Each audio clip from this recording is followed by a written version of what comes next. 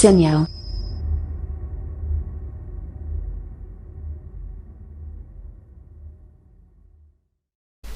Nah, kita lihat contohnya di sini. Perhitungan korelasi R1 dan R2 ini, sinyal 1 dan 2. Kita lihat di sini misalnya kita punya di sini 1 sampai 9 titik. Kita punya sinyal deretan X1 dan deretan X2. Ya. Kemudian kita ingin mencari nilai korelasi dari sinyal X1 dan X2. Nah, dengan menggunakan tadi normalisasi, karena ini ada jumlahnya 9 titik, maka kita kalikan dengan 1/9. Ya. Kemudian N ke 1 yaitu 4 untuk X1 dan min 4 untuk X2, ini kita kalikan 4 dikali min 4. Kemudian kita jumlahkan dengan N kedua yaitu 2 dikali 1. Kemudian jumlahkan lagi dengan N ketiga yaitu min 1 dikali 3. Begitu seterusnya kita kalikan, kemudian jumlahkan dengan perkalian berikutnya. Nah, terakhir kita mengalikan dengan 1/9 tadi. Nah, di sini kita dapatkan korelasinya 5 misalnya antara X1 dan X2. Gitu, ya. Nah, korelasi seperti ini itu kalau dia ternyata misalnya sinyalnya, kalau Anda perhatikan ini gambar ini sama atau berbeda antara X1 dan X2.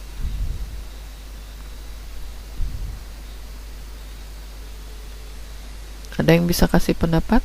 Sinyal X1 dan X2 itu sama atau berbeda?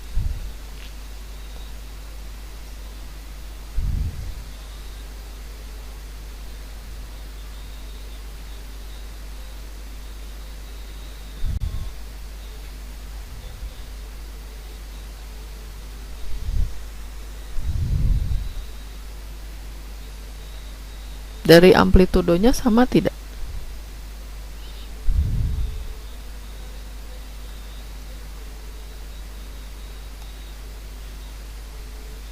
Korelasinya di sini nanti bernilai 0 ya. 1 dikali 0 jadi 0. 0 dikali 1 jadi 0 juga. Nah,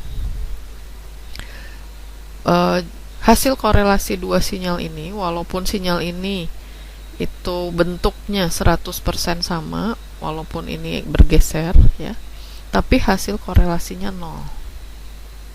Jelas ya? Nah, artinya apa? Bentuknya sama tapi posisinya berbeda, itu korelasinya tidak jadi satu. Kan harusnya bentuknya sama, korelasinya satu gitu ya. Tapi karena posisinya ini bergeser, maka korelasinya ini menjadi 0. Ngerti ya maksudnya? Nah, ini terjadi karena ada bentuk korelasi tadi yang berbeda fasa ya. Jadi bentuk gelombang ini jelas sangat berkorelasi ya. Meskipun mereka berbeda fasa, harusnya kalau kita lihat bentuknya dia sama. Tapi karena beda fasa, korelasinya jadi 0. Nah, perbedaan fasa itu dapat terjadi karena X1 tadi adalah sinyal referensi kita, sedangkan X2 itu adalah keluaran yang tertunda, terdelay, karena misalnya dia masuk ke satu rangkaian dahulu misalnya gitu. Jadi di sini kalau kita punya X1 seolah-olah ya, antara N dan X ini kita punya sinyal X1, kemudian sinyal X2 ini bentuknya sama tapi posisinya terhadap N itu dia bergeser, maka hasil korelasinya bisa berubah jadi 0 tadi ya.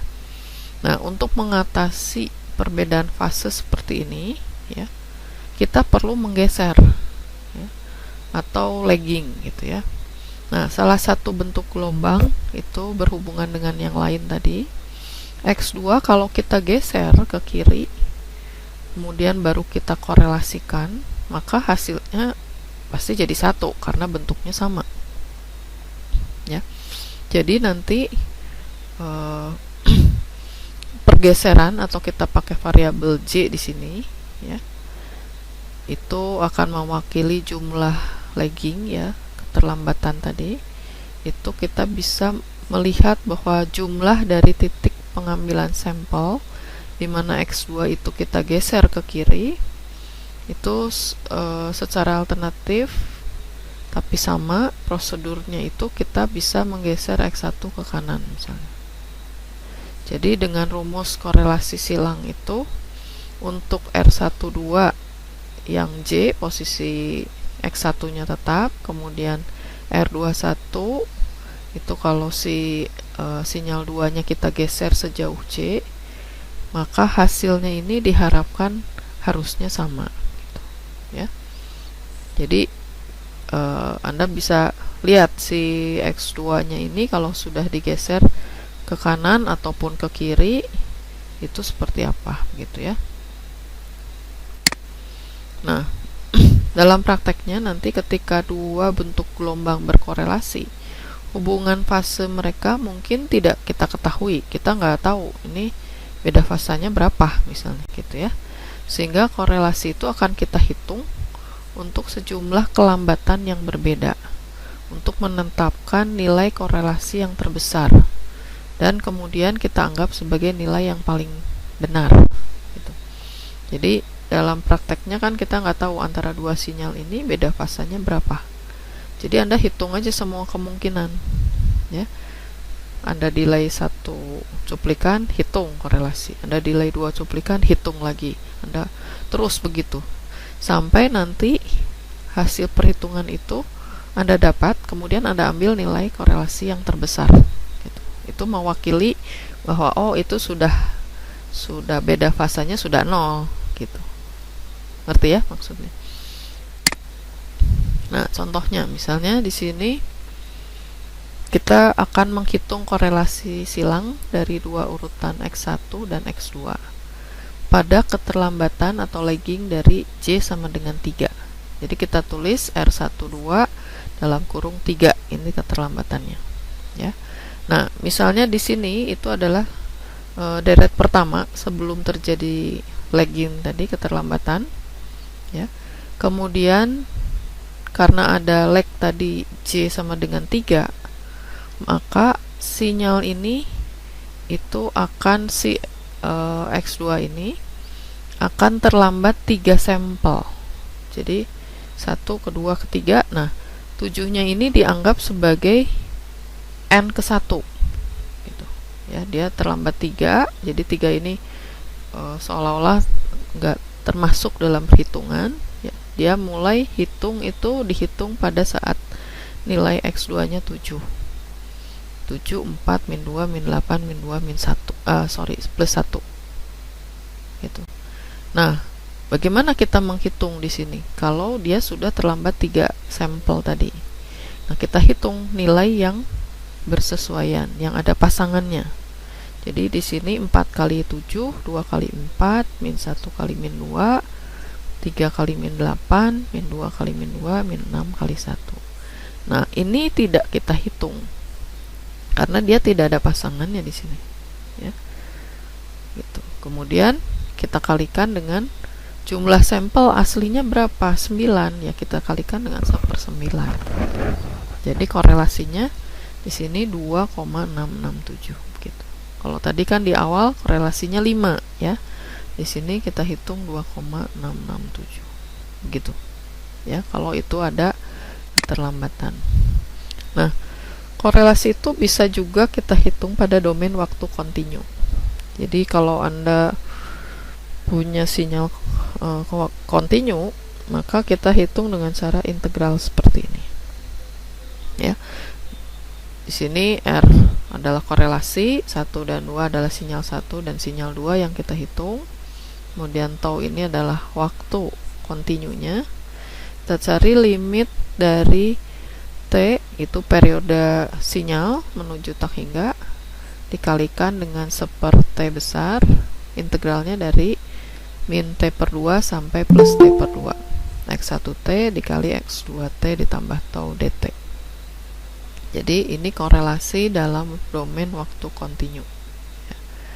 Nah, kemudian jika X1T dan X2T ini yang periodik dengan periode T0, maka persamaan 2 ini bisa kita sederhanakan menjadi bentuk seperti ini, seperti T0 yaitu periodenya tadi, periodiknya, kemudian integralnya dari minus T0 per 2 sampai plus T0 per 2, yaitu X1T dikali X2T ditambah tau d tau. Nah, ini yang kita lakukan kalau sinyalnya kontinu, ya. Menghitung korelasinya seperti ini. Berikutnya di sini korelasi pada domain waktu kontinu. Jika bentuk gelombangnya adalah bentuk energi yang terbatas, misalnya bentuk gelombang jenis pulsa yang non-periodik, maka rata-rata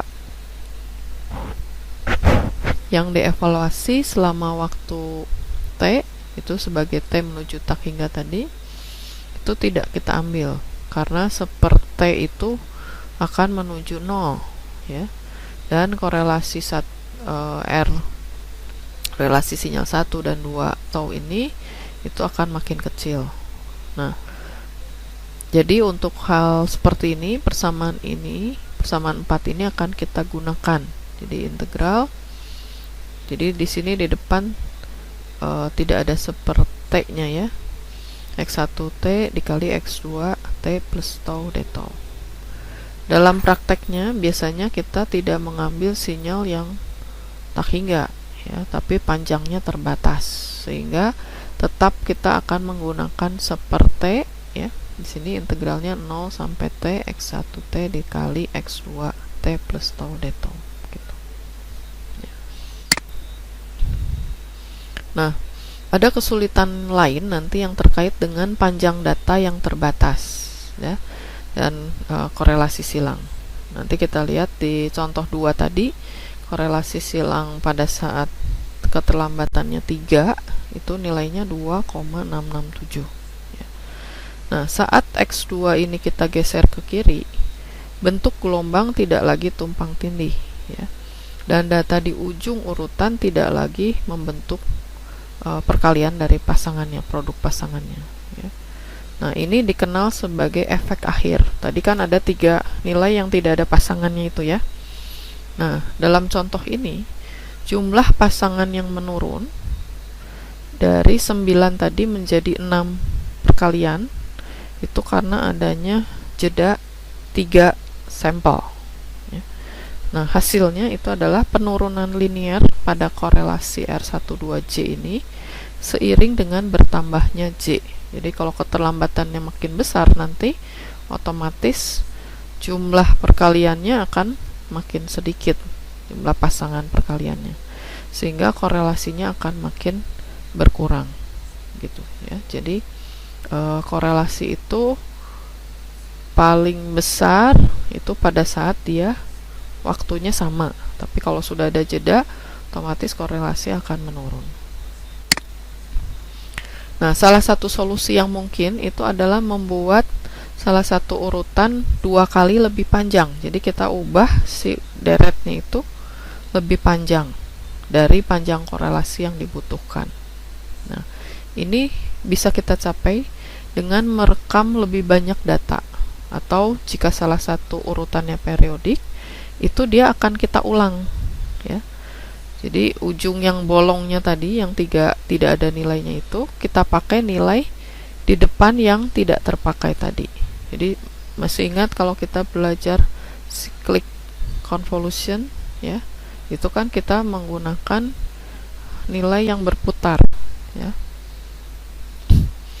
Nah, ini kemungkinan lain ini adalah menambahkan koreksi ke semua nilai yang akan dihitung. Nah, kita lihat nanti di gambar 3 itu menunjukkan cara R12J ini menurun dengan J murni sebagai akibat dari efek akhir tadi, ya. Jadi kalau ini J-nya makin besar, maka korelasi akan makin turun. Nah, pada saat J-nya 0, maka R12J itu kita sebut R120 karena tidak ada yang di delay, ya. Ini bisa kita hitung, ya. Nah, pada saat J-nya sama dengan N, ya, maka R12N ini sama dengan 0 karena dia tidak ada yang bisa kita hitung ya, karena delaynya tadi tidak ada pasangan perkaliannya. Nah, di antara beberapa keterlambatan J tadi ya, lagging dari J tadi, nilai sebenarnya dari R12J itu adalah kita sebut R12J yang true, yang benar. Sedangkan nilai aktual, nilai yang disebabkan oleh efek akhir itu adalah R12J ya.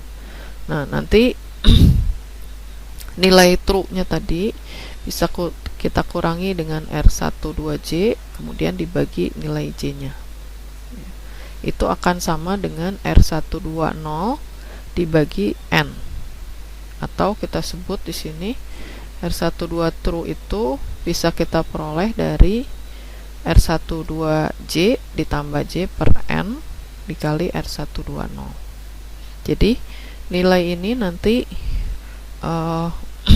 kita bisa pakai untuk mengkoreksi efek nilai akhir tadi ya, dengan menambahkan J dikali R120 per N di sini ya, ke nilai R12J. Nah, di sini kita lihat ada nilai korelasi silang yang kita pakai dengan rumus 6 tadi yang ini ya. Nah, kita lihat apa hasilnya, bedanya dengan yang tadi sudah kita hitung ya. Anda lihat di sini kita punya gambar 4 buah gambar ya. Oke, saya ulangi ya.